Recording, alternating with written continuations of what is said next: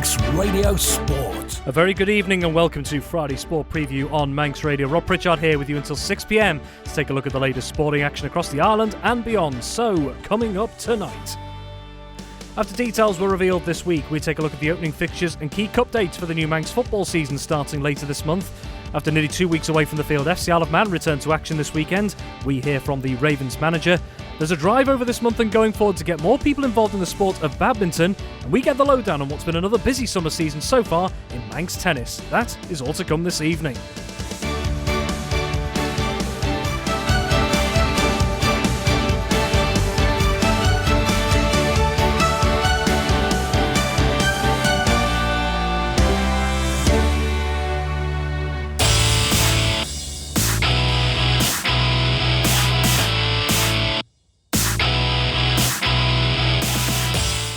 Very good evening on this wonderful Isle of Man night it's turning out to be at the moment. I'm Rob Pritchard. Welcome to Friday Sport Preview once again on Manx Radio. We're taking a look at the latest footballing action that is coming up, but not just this weekend, but in the coming weeks as well, in the local scene, as well as the latest in what's going on in the Isle of Man's badminton and tennis scene as well this evening. We're going to turn our attention to football first of all, and a busy schedule ahead of us, and we're going to take a look at the Isle of Man leagues as well. Now, big news this week, the fixtures were confirmed for the teams across the respective divisions on the Isle of Man during this week, and to go through them, well, he's been away for the last couple of months. We've given him a bit of time to himself. He's back in the studio this evening. Welcome back, Tony Mepham. Hello to you, Rob. I haven't seen you for it. Well, I saw you a couple of weeks ago, didn't I? At the it first was a FC Isle of Man visit. game. It was just to see that you're still alive and how you're looking. I've got to say you've weathered well. What? I've heard worse things from you, Tony Mepham, I must say. But no, you're looking very well, and they're great to have you back, as always. Now, of course, you'll be joining us again at the FC Isle of Man game tomorrow night as well. We'll come to that in a little bit, but we're going to turn to some of the developments that have been going on in the local league in the last week or so. The Isle of Man Football Association released the fixtures, the full fixture list for all the clubs across the island in the senior men's leagues across the Premier League Division 2 and both combination divisions. We'll take a look at the opening fixtures in just a moment, but another bit of big news this week, and news that no one really likes to see.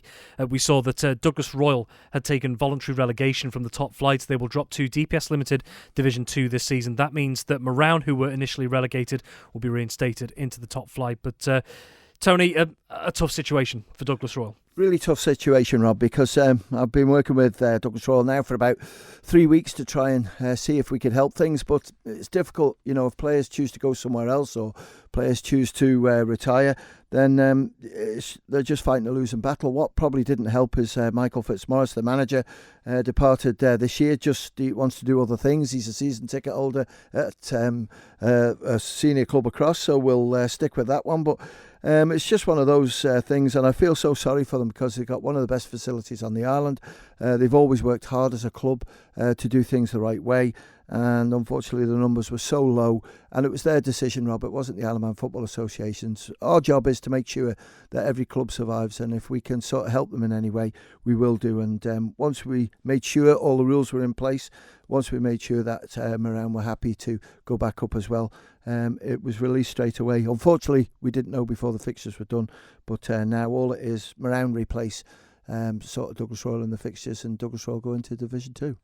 And just quickly from Douglas Royal's perspective, they were one of numerous clubs at this time of year, which isn't unusual, looking for players to join the club in some form or another of different abilities and different ages as well. So how big a job did Douglas Royal have on their hands to, I suppose, just rebuild both in the short and long term?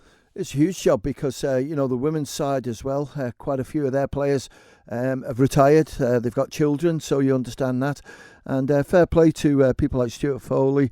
You've also got Kevin Ballard and also others that have worked in there. And, you know, Bobo as well, my mate. They've done everything they could, but unfortunately they just looked at the numbers, the ones that have left and the players that were staying, and it was going to be too much sort of pressure, I think, on the players that were remaining to play in that Premier League. So yeah, it's a big job, but there are a few other clubs out there as well looking around for players. So anyone who wants to play football and not too sure where to go, just get in touch with the Isle of Man Football Association and we'll guide them, because gyms are looking for numbers. We've also got Malou working there as well, and also Douglas Athletic.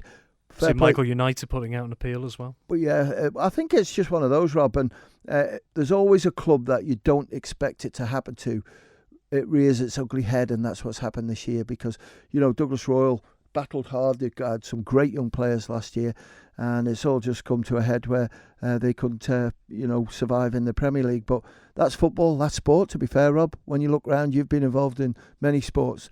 It can come against you one year, and that's what's happened this year to Douglas Royal. Well, hopefully things smooth out for the club in the long term. Definitely. I'm sure we all hope that. Well, in the meantime, we'll take a look at the opening day fixtures. Like we mentioned, all the fixtures have been released, but we're just going to take a look at the opening day fixtures.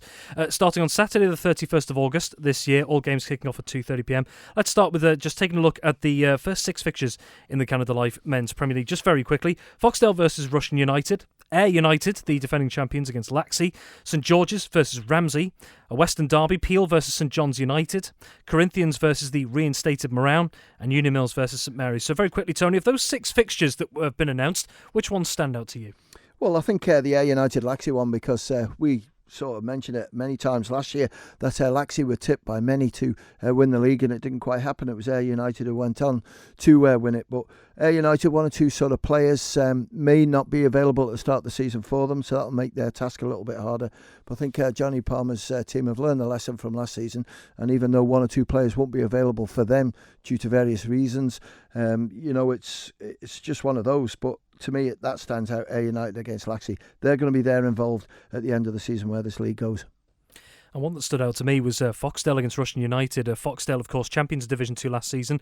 First time in the top flight since the 95-96 season as well. They had a fantastic campaign last year. These two sides actually met in cup competition last year. Russian United only just edged out Foxdale there. Yeah, and when you look at that cup game, it was tremendous. And, Foxdale just disappointed that they lost it. But when you look at Foxdale, Lee Gale, Ireland Player of the Year for 23-24 will be in their squad. Russian United, Andrew Moody's carried on as manager, and we'll be able to look at Russian a week tonight actually, because we've got the Eric Fletcher Charity Shield going on. That's kicking off at 7:45.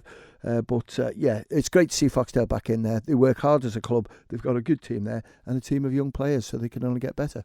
Indeed. Let's take a quick look then at DPS Limited Division 2. Just for a bit of clarity for those who wondered why you didn't hear the name. The other side that was promoted into top flight, Onken, they have a rest week on the opening weekend, so they don't have a game on the opening weekend. If you're wondering why we hadn't mentioned Onken's name. DPS Limited Division 2. Now, one of the things that stood out for me, we'll go through the fixtures first. Castletown versus Douglas Athletic. Douglas High School Old Boys versus Douglas Royal. Maloo versus Pulrose United. Jims versus Douglas and District. Braddon versus Ramsey Youth Centre and Old Boys. And Michael United versus Colby. And Tony, straight away I noticed Douglas Athletic into Division 2. Well, they're into Division 2, hopefully, because they're working again behind the scenes, because at the moment that's what the plan is. There's no discussions taking place with the Isle of Man Football Association. Jims have still got 2 teams. Douglas Athletic, hopefully, will have 2 teams. Geordies have got 2 teams. But I'm sure there's going to be a hiccup along the way before Saturday the 31st. But, Athletic last year, they just missed out on winning the league, which just surprised them a little bit, I think. And they have realised they're a lot stronger than they thought. And I'm pretty certain that they'll do the right thing and play in Division 2. Well, looking at 2 other fixtures that caught my eye, I don't know about you, Tony, but Douglas High School Old Boys, GH Colett Woods Cup winners last year, had a tough start to the league after being relegated from the top flight the season before, but really seemed to pick up in form. Coming up against the aforementioned Douglas Royal, who've taken voluntary relegation this season. That could be an interesting local tie. Well, it could be, because the team sheet, I think, from Old Boys on the first game of the season will be totally different to what we saw last year. They've got a new manager in as well. Carl Gartland comes in and replaces his uncle Johnny. And, fair play to them. Douglas High School Old Boys being able to attract some of the promising young players coming through Manx football. So it's great for them. Douglas Royal will wait and see, because they're picking up players along the journey so far for the start of the season. So if they can get 1 or 2 more in, that might just put a bit of pressure on them. And also quickly, another one as well. 2 sides that in the last couple of seasons have been there and thereabouts pushing toward the top, but just seem to have slipped away every so often. Michael United against Colby. Yeah, and I think Michael United, they'll be looking to see if they can maybe pick up 1 or 2 sort of quality for the first team players. Liam Kane's there, scored plenty of goals for them. He's had an outing this season for the Ireland team as well, so shows you what his credentials are, and he scored in that game as well. But Colby will wait and see just how strong their team is, because they had a great start. What was it last year? Played 6-1, 6 flying, and then it all sort of, I wouldn't say went horribly wrong for them, but they found it tough going. But if they can get those players back, and maybe one or two as well, that'll make them a lot stronger. And Governors Athletic, they are the team with the rest week on the opening weekend of DPS Limited Division 2, and incidentally DPS Limited Combination 2 as well. So Governors Athletic, not mentioned for a reason there in DPS Limited Division 2. And then very quickly, Tony, just a quick glance over the combination leagues as well. Canada Life Combination 1 and Canada Life Combination 2. Particularly if you look at Combination 1, Russian United and Ramsey were battling it out at the top of the league last season. Russian at home to Foxdale and Ramsey at home to St George's. Not just Combination 1, but Combination 2. Where do you maybe see it going? It's very difficult, I suppose, to judge at this stage. You're making me work for my pennies now, Rob. But certainly Russian United. We haven't had you back here for a while. We've got to work you for this one. Yeah. Russian United always there or thereabouts, and they had a tough start to the season, didn't they? But came good at the end. But it was Ramsey who just sneaked it. But I still think it'll be around those two, Ramsey and Russian, to beat. Maybe Laxey with players dipping down from the first time. And in Combination 2, again, it's all difficult when you look at it. Last year, Douglas Athletic were up there involved. You've also got teams in there like Ramsey Youth Centre. Braddon have come down there. They've got good young players. It's going to make for an interesting season.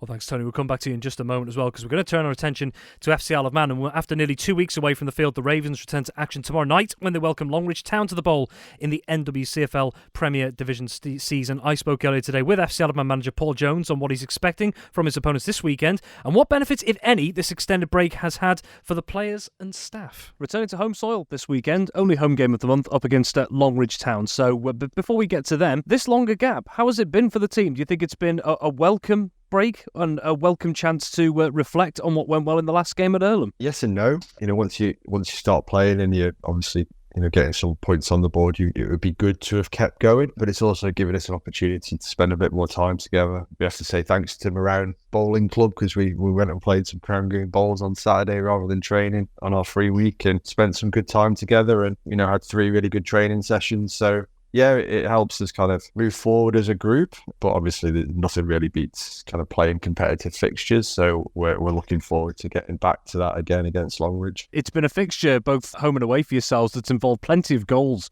at times. What makes Longridge such a threat going forward, do you think, that you'll have to be wary of? They're really clever with their movement, and we always think they're one of the better teams that we play against.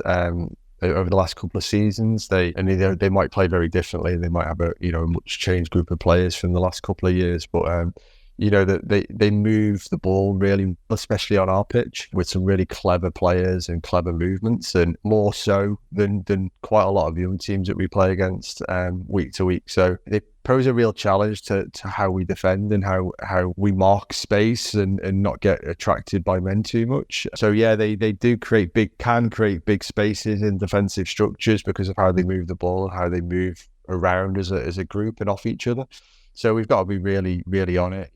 They move like they played at higher levels, which obviously a few of them will have done. So it's a similar test to playing against Chester or playing against Ratcliffe as we did pre-season. On Saturday when we're defending, but like a lot of teams in this league, we feel that they've got some stuff that they're not quite as good at, and that's where we really need to exploit it when we've got the ball. And last year they played us off the pitch in the first half because we were probably 5 yards too deep from our start positions, and we changed that at half time and then went on to the 2-0 deficit at half time into a 3-2 victory. So we've got to be really on the front foot, and although respect that they've got some really good qualities when they've got the ball, make sure that we're as dominant as we can be in all areas of the game, and that will give us a chance of getting 3 points again on Saturday. And in terms of the personnel, there was just the one change for the Earlham game from the Chatterton game, so can we expect changes at all going into this one in terms of personnel? I've been really lucky, touch wood, so far pre-season, whether it's luck or whether it's good planning in terms of how we've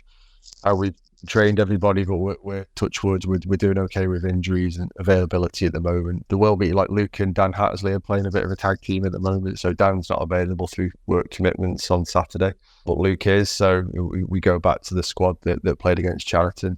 So there's no need to make changes at the moment. Everyone's in a good place. The little break has meant people have had a bit of a rest as well in terms of the travel and the playing at this level of football. So yeah, we're making as few changes as possible, and it's just that one kind of enforced change really from the group that did so well against Earlham. And finally, looking ahead a little bit, you mentioned travel there. Of course, for the rest of the month, you've got away games after that. 5 now. It was 6. One of them's been rescheduled for September, but 5 away games on the trot after this weekend. So how nice would it be, and how important could it be to get a positive result this weekend going into what is always quite a grueling series of travel that goes on? Yeah, I mean, it's always important, isn't it, to firstly strive for as good a performance as you possibly can, and then hopefully some points follow with that. But it's the performance consistency and the levels that we're trying to achieve that's important. And Saturday's an opportunity for us to get somewhere close to that again. And that then takes confidence into the next game, regardless really of what the results are. But certainly, we're looking to go on this little kind of 5-game away trip, road trip, so to speak, in a positive mindset. And, nothing can do that better than coming away with 3 points against Longridge on Saturday. And then, maintaining that on the away games will be very difficult, but it's something we'll be really striving to do. So when we do have the opportunity to play in front of our home fans, we've strung some really good performances together. We've hopefully got a good number of points on the board, it all being well, and it's a bit of luck and some decisions are on our side, and that then sets up our next home game, which is Bury, I think, on the 7th of September. So it's an important month for us. It would be a tough month in terms of the travel and the commitment from the players and the teams that we're playing against. It'll be really, really difficult, but everyone's very confident at the moment, and part of my job is to maintain that as much as I can, regardless of how many points we get at the end of the game. And if we can do that, then we'll be in a good place come the 7th of September when we're next at home. FC Isle of Man manager Paul Jones ahead of his side. NWCFL Premier Division tie against Longridge Town at the Bowl this weekend. Now, Tony, very quickly, we're both going to be commentating on this game tomorrow night at 6 p.m. at the Bowl. How do you see it maybe panning out? Well, a couple of times I've watched Longridge play against FC Isle of Man. I've always been impressed with them. But FC Isle of Man hopefully can do the job. It's at home. Good pitch, and the players are in good form. So I'm going to stick my neck out and go for FC Isle of Man. Tony Mepham, thank you very much indeed. And a reminder as well, if you're not heading down to the Bowl tomorrow night, we at Manx Radio have got you covered. Full live match commentary, FC Isle of Man versus Longridge Town from 6 p.m. on Manx Radio DAB and AM 1368. Manx Radio Sport. Moving on, and over the last 12 months, they've been eventful for Isle of Man badminton, both locally and overseas. Last season saw the Manx national badminton squad secure 3 medals at the 2023 Island Games in Guernsey, whilst the island's 2 senior club sides enjoyed stellar campaigns in the Badminton England County Championships.